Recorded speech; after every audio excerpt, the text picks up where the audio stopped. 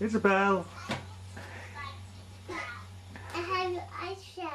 This is my sister Isobel, who is currently preparing for her A-levels whilst applying for university. This should be an exciting time, but in May 2024, our dad was diagnosed with pancreatic cancer, and just 3 weeks later, he passed away. This film is about Isobel, our loss, and the grief of the past year. I'm going to hug Dad till I'm 105. I bet you don't.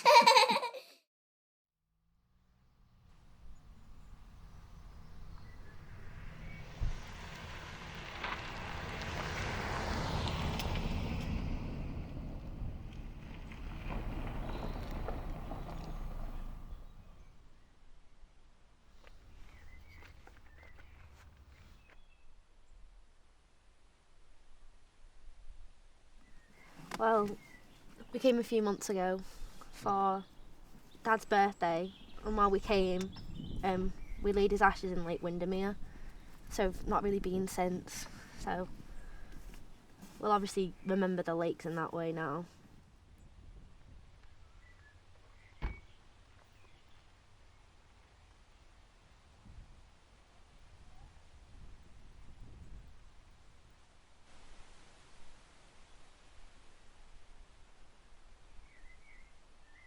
So we first got told that he got diagnosed with cancer in the bottom of the garden. Mum just said to us, and then, the 3 weeks went really quick, to be honest, really quick.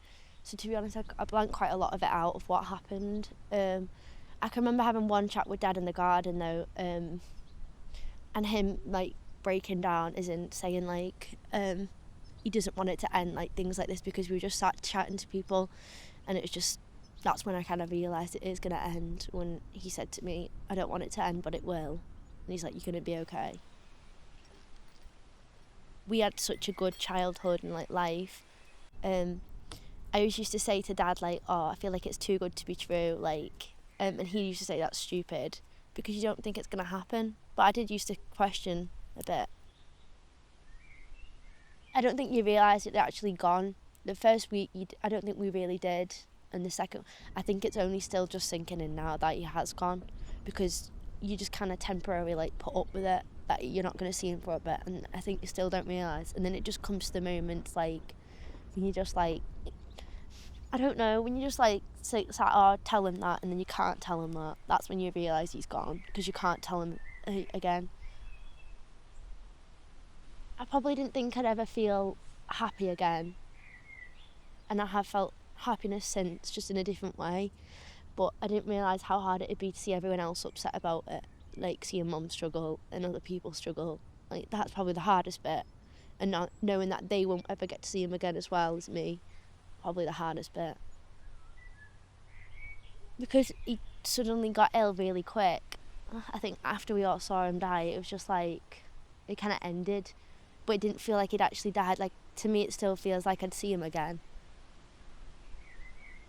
I think a lot of the time we all blank out quite a lot, and then it'll hit me one day, and then it won't, and it won't feel real, and then it'll hit me again.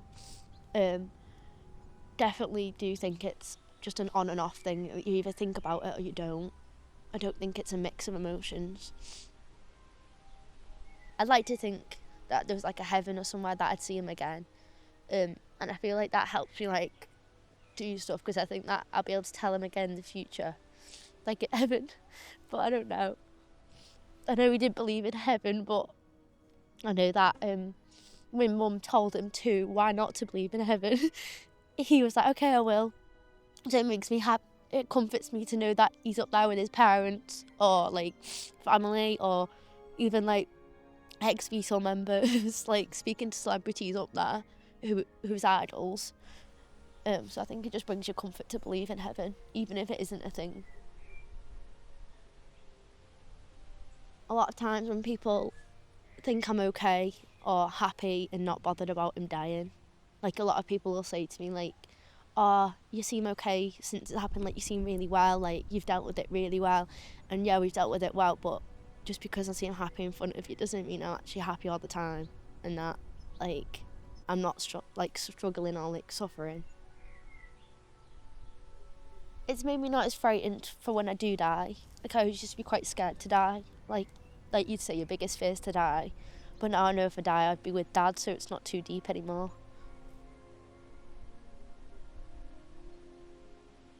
How I want people to treat me is acting normal with me and people who have also dealt with grief, because it is a normal thing to go through.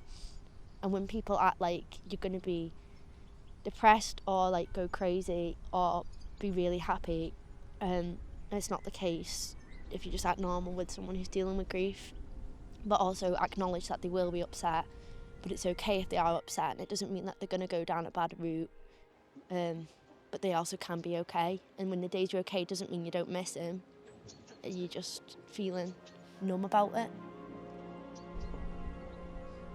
I think it's hard because days like this, when we're in the lakes with like a view like this, like with each other, that would have been like one of his happiest days, doing in the lakes with a good view and being with the people he loved the most. Like days like that, the simple things would have been like the happiest for him.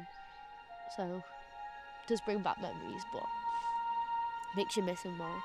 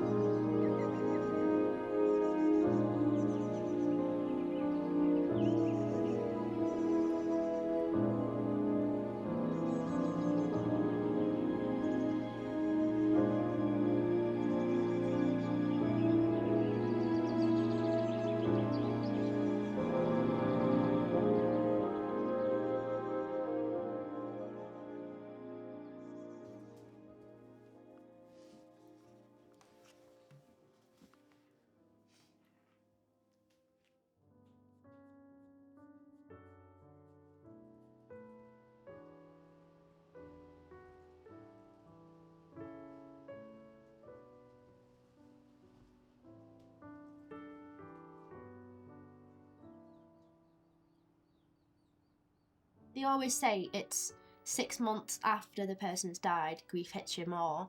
And I believe that, but I also believe it's even longer than 6 months after. Because through them 6 months after he died, we kept really busy, like going on holiday quite a lot, seeing everyone every week, always creating plans, every weekend doing something. So them 6 months were really just filled with stuff, so completely distracting you. And now it's come to the point where you can't really do much more other than get back to your normal routine. That's when it's hit us now, because the normal routine isn't normal anymore because he's not here. I think a lot of people tell you that the pain will go away and that it'll be okay, but actually, like, the pain will always be the same. You'll just get stronger to deal with it. I don't think it's talked about enough, because I feel like a lot of people believe that everyone goes through the 7 stages just at different times. However, I do think everyone just grieves in different ways. Like, when I'm upset, I'll just cry. When my sister, if she's upset, she'll just get really mad about stupid stuff and take it out on me and my mum and get really mad at anything, really. And then she'll end up upset, and that's just her way of grieving, just getting really angry at stuff, which I think if my dad was here and he was grieving, he would have done the same. I feel like you always think that it'll be like birthdays or like, well, we've not had any weddings yet, but big like celebrations like birthdays and Christmas and stuff, which will bring back all the emotions, which it does. But also little things like, just want to go ask him something, or I've gone to ask him something about the car, or I've gone to ask him about just making tea or something like that. That's what throws you off guard, because they're the things you do most of the time. When birthdays, you only celebrate once a year. So when it comes to the birthdays, you're more prepared because you know it's coming, but the little things just catch you off guard because that's your reality. A lot of people would say about the 7 stages of grief, and I always worried that I wasn't on the right stage or like up to the right bit, but really I believe that that's actually just really a myth, and that there isn't like stages of grief. It is generally just you feel how you feel, and there's no right or wrong way of looking at grief. And if you're sad or you're not sad, that's fine, and that you shouldn't have to go through the stages to like complete grief, because grief's going to be with you for the rest of your life. Every time we talk about Dad, or we feel upset or we've been alone, we've always seen a robin like in the garden or like on a walk. So we like believing that's him, because I think he used to tell some people that his favourite bird was robin, but I don't know if that was just because it's easy just to say it's a robin.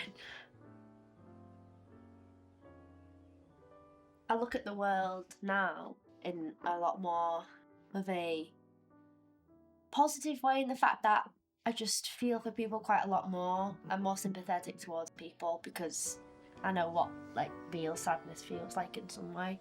And it's made me realise that life is like really short, and genuinely that you can't really, other than people just saying it, you won't know how it actually is until you actually experience something so like tragic, and then you realise how life is so short.